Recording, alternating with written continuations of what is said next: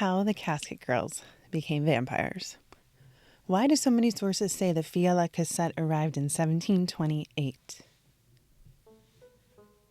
The third-floor shutters on the old Ursuline convent, which are never opened and never appear opened in any image of the building, are proof that the Casket Girls were vampires, according to the legend. Or were the caretakers of vampires, or something. The girls arrived in 1728, in the legend, and they lived with the Ursuline nuns who were charged with educating the young women of the colony. They are sometimes referred to as vampires because of their wooden chests, cassette in French, which became casket in the legend. Sometimes the girls are the vampires who live in the chests. Sometimes they were transporting the vampires who lived in the chests. Sometimes they were extremely pale and sickly, another quality shared with vampires, from the hard voyage to New Orleans. Many sources cite the 1728 date, including Emily Landau in Spectacular Wickedness. The sources for the 1728 date in Spectacular Wickedness are Charles Gaillard's History of Louisiana from 1854, John Smith Kendall's History of New Orleans Volume 1 from 1922, Herbert Asbury's The French Quarter from 1936, and Harnett Kane's Queen New Orleans from 1949. These sources were published 126 to 221 years after their claim, and only one includes a bibliography. Gaillard's is the oldest book referenced from 1854. He explains briefly that the girls arrived in 1728 in a vessel, but doesn't name it. They are from houses of correction in this version. Quote, "The company had given to each of them a casket containing some articles of dress. From that circumstance, they became known in the colony under the nickname of the filles à la cassette, or the Casket Girls. The Ursulines were requested to take care of them until they should be provided with suitable husbands. Subsequently, it became a matter of importance in the colony to derive one's origin from the Casket Girls rather than the Correction Girls. What distinctions, however slim they may be, will not be eagerly sought after by human pride." Unquote. Kendall's explanation from 1922, quote, "In the winter of 1727 and 1728, the arrival of the first of those groups of reputable young girls sent by the French authorities to the care of the Ursulines, to be disposed of, under their superintendency, in marriage with the settlers, infused a new element into the population.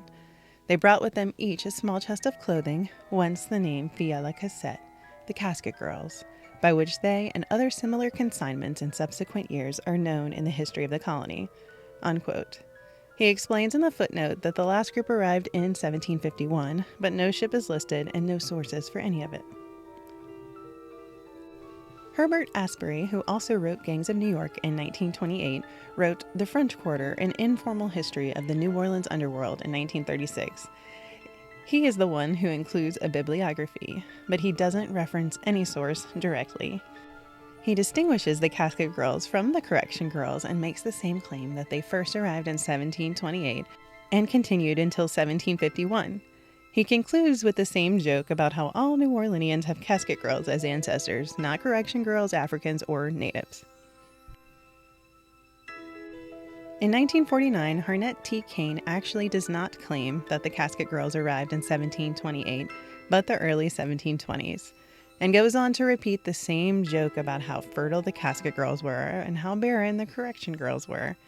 He doesn't cite his own source either, but he does tell us the story of Manon Lescaut, one of the Correction Girls.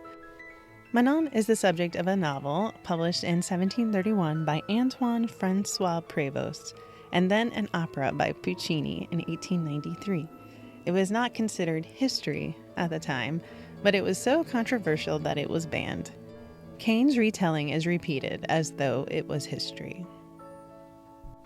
In Buying a Bride from 2016, Marcia Zug theorizes that the Casket Girls are fiction created so that Louisianians could trace their ancestry to respectable women, similar to all the jokes about fertility made by the historical sources written by men.